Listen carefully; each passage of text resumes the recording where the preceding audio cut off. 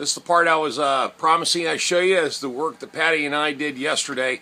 It took us 5 hours. Now this is 400 square feet to deal with in the roof line too. So we had to build these little, we had to use these little one piece, 1 inch by ½ inch, I call them lat boards, but anyway, that way to hold the insulation in place.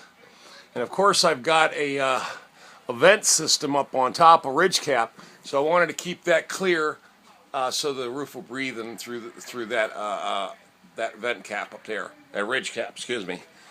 And you can see sunlight coming through there. So I still got the, you know, that's still going to function correctly. But you can see all the work. And we started to put up sheetrock yesterday right there, but this is not 8 foot. The guys who built this didn't build it to, you know, any kind of standards. I actually cut this off 4 inches just to get it to marry up to that one rafter there. So anyway, I'm gonna have to re-engineer this a little bit differently, or I'm gonna have to cut every single board to fit so it'll go across this entire roof system here. But you can see it, R30.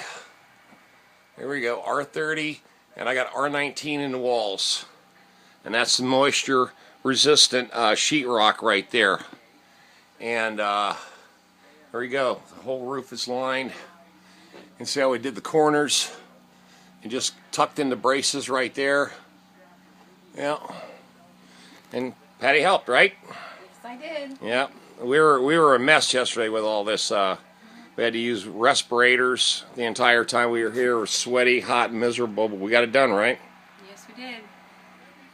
So you were warm last night? Very warm in here. There you go. Completely done.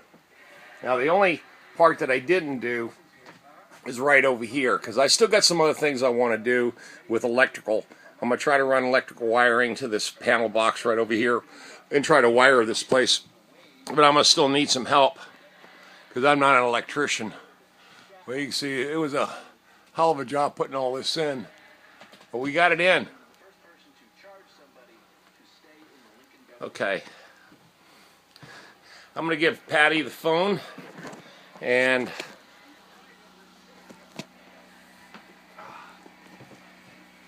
hey Murphy, hey buddy, how's it going?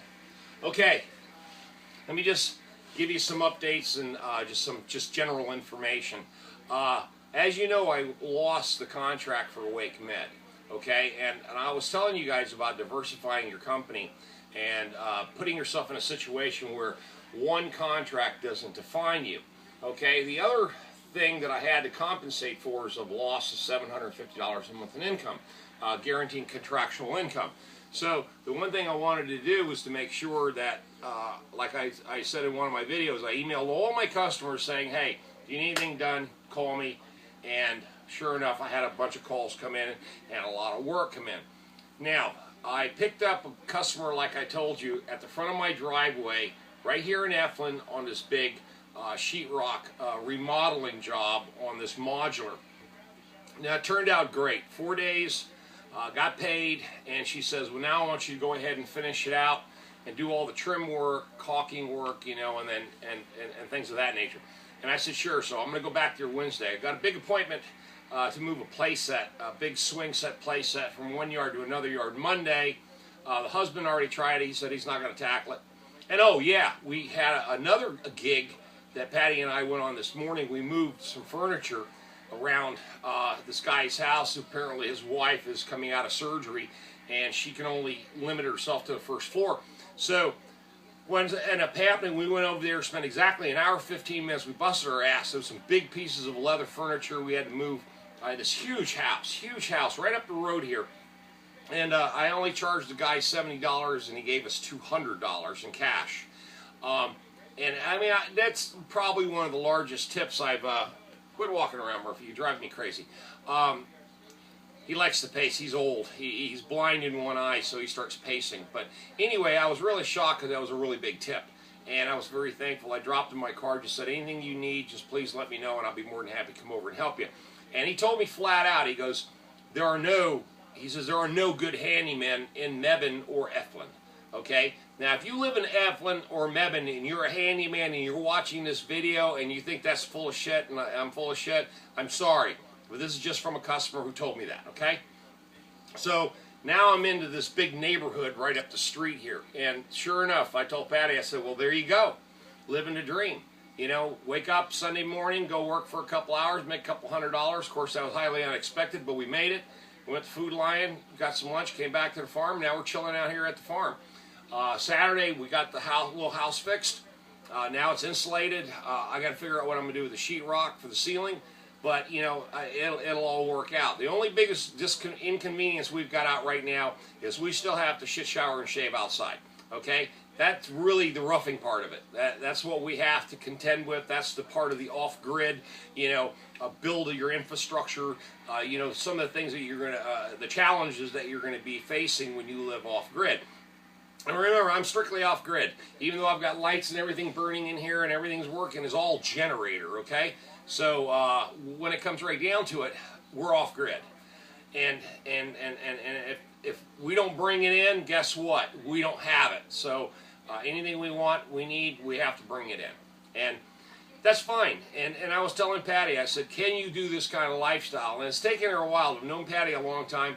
And, you know, she's a girl, and we talked about it. Girls are not as susceptible to wanting to come off, you know, go off-grid homesteading as a guy would. Guys are a little bit more, you know, we challenge ourselves. We're a little bit more, you know, adventurous that way. Women have to kind of see how they fit into the picture, and Patty's starting to see herself fit into the picture a lot more and more and more. The more and more she comes out here and gets into the routine, she becomes very comfortable. And it's not such a big deal. Like, she showered outside naked just like back in the 70s, hippies, you know. But it's what we had to do. It's no big deal. She even said one thing that's very important. Don't think about it. Just get it done. And I agree with that. As soon as you start getting all weird about it, you know, showering outside naked, you know, I don't know who has the problem, you know, but anyway, the bottom line is just don't think about it. Do what you got to do. And living off grid doesn't become such a mental challenge than it is a physical challenge. So if you can get past the mental part of it, you know, knowing that you've got to go take a dump in an organic trash can, and you've got to stand outside on a wooden deck with a hot pot of water, with a bar, you know, a bottle of shampoo and a bar of soap and a wash rag. You know, once you get past that part, you know, everything else, believe it or not, we didn't live bad here. Last night, it was just like living in the city. I lie to you not, except for one exception. No noise. It was quiet. It was so quiet. Even Patty is deafened by the how quiet it is out here. But anywho, let's get back to the main topic. I got a lot of work lined up for this week. I'm getting a lot of improvements made here into the little house. Winter's coming. It's October the 14th or 15th, whatever day it is. So we only got a couple more months in the cold air. It really sets in. The number one thing I'm going to try to do in the little house is put a stove, a wood-burning stove over in the corner.